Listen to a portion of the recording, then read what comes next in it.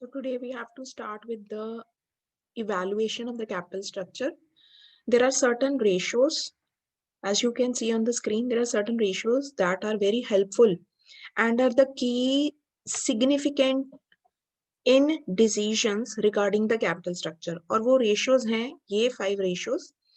First ratio करेंगे सबसे पहले हम debt equity ratio. So whenever a company, a business firm or any business house is deciding about the capital structure, they always calculate these 5 ratios and take the decision. First and very important is debt equity ratio. This ratio indicates the relationship between the long term funds and the net worth of the company. Now net worth of the company हम किसे कहते हैं? Share holders fund को, क्योंकि अगर ये share holder के fund नहीं होंगे तो कंपनी फंड्स कहां से रेज करेगी? शेयर होल्डर फंड में प्रेफरेंस शेयर्स भी आ जाते हैं, इक्विटी शेयर्स भी आ जाते हैं। एंड जब हम लॉन्ग टर्म डेब्ट की बात करते हैं, लॉन्ग टर्म डेब्ट मींस डेब्ट includes debenture as well as the current liabilities, इसीलिए टोटल डेब्ट को रेफरेंस इस तरह से भी किया गया है, लॉन्ग टर्म डेब्ट प्लस करंट लायबिलिटीज। इसी के कारण हमें गियरिंग का पता लगता है, whether a company is high geared or low geared. High geared and low geared obviously we have done under different approaches कि उसका impact क्या होता है. If the proportion of debt to equity is low, a company is said to be low geared. Debt कम है company के पास लेकिन equity holders ज्यादा हैं तो उसको हम low geared कंपनी कहते हैं and vice versa. But अगर debt ज्यादा है और equity कम है तब हम उसको हाई गियर्ड कंपनी कहते हैं। आइडली डेब्ट इक्विटी रेशो जो नॉर्मली एक्सेप्टेड होती है दैट इज 2:1 की रेशो, दैट इज डेब्ट must be twice the equity, but higher डेब्ट equity of 3:1 may be permitted जो हाई कैपिटल इंटेंसिव इंडस्ट्रीज है like petrochemical industries, fertilisers, power, जो बहुत हाई स्केल पे काम कर रही है उनके लिए आइडल डेब्ट इक्विटी रेशो होती है 3:1 की। So we have already done कि डेब्ट के कारण क्या डायरेक्ट इम्पैक्ट होता है प्रॉफिट पे, ईपीएस पे एंड कैपिटल स्ट्रक्चर पे या कॉस्ट ऑफ कैपिटल पे। इस डेब्ट और इक्विटी रिलेशनशिप को we have already studied under trading on equity also and under different approaches also. Next जो रेशो है हमारी दैट इज लॉन्ग टर्म डेब्ट to share holders net worth ratio. जब हम एग्जैक्टली ये जानना चाहते हैं कि हमारे लॉन्ग टर्म डेब्ट in proportion to shareholders net worth कितने हैं, the ratio compares long term to the net worth of the firm, that is capital and free reserves.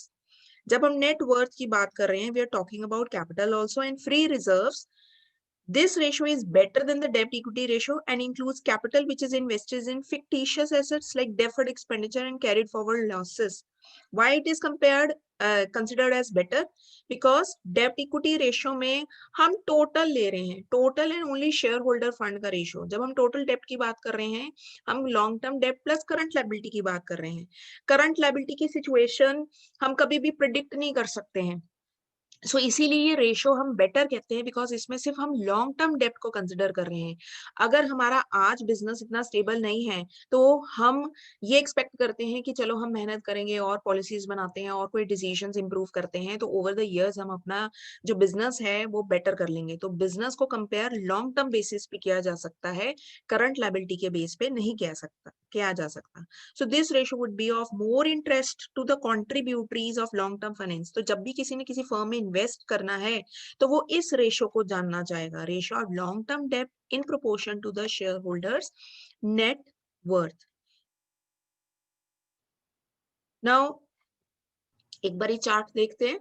We have done डेब्ट इक्विटी, लॉन्ग टर्म डेब्ट, long term डेब्ट और to share holders net worth के under their are different ratios जो हम इसके साथ parallel consider कर सकते हैं और वो रेशियोज हैं ऑपरेटिंग कैश रिजर्व रेशियोज, इसी के अंडर है। It is calculated as follows, operating cash profit to interest charges ratio, the interest coverage ratios, इसको हम इंटरेस्ट कवरेज रेशियो भी कहते हैं। It shows how many times interest charges are covered by funds that are available for payment of interest. Basically एक company ये सबसे पहले जानना चाहेगी कि क्या उनका इंटरेस्ट कवर हो रहा है, जो उन्होंने फंड्स रेज करे हैं उनपे क्या वो आराम से इंटरेस्ट पे कर पा रहे हैं। तो ये कैसे कैलकुलेट होता है? Profits before interest, depreciation and taxes divide by the interest. तो इनको ये रेशियो आ जाएगी। A very high ratio indicates that the firm is conservative in using the डेब्ट and very low ratio indicates access use of डेब्ट। तो दोनों ही situation company के लिए अच्छी नहीं है, ना हाई रेशो आनी चाहिए, इंटरेस्ट कवरेज रेशो या ना हाई आनी चाहिए ना टू लो आनी चाहिए. So this ratio indicates how many times a company can cover its current interest payments out of the current profits. तो कंपनी क्यों ये जानना चाहती है कि कितने गुना बार एक कंपनी अपनी इंटरेस्ट को बेयर कर सकती है out of profits. It gives an indication of problem in servicing the डेब्ट. अगर ये इंटरेस्ट कवरेज रेशो 7 टाइम्स से ज्यादा आती है, यानी 7 से ज्यादा आती है, तो वो सेफ है. And more than 3 times desirable होता है, यानी कम से कम 3 से ज्यादा और या फिर मैक्सिमम 7 से ज्यादा. लेकिन अगर ये रेशो 2 आती है तो उसको रीजनेबल कैटेगरी मानी जाती है. आइडली एक फर्म के पास इंटरेस्ट कवरेज रेशो 3 आनी चाहिए, लेकिन उससे कम होती है, इसका मतलब उसके प्रॉफिट सफिशिएंट नहीं है इंटरेस्ट को पूरा करने के लिए. Next important ratio that is considered under these long term डेब्ट ratios are capital gearing ratio. It is the proportion of fixed interest bearing funds to equity shareholders.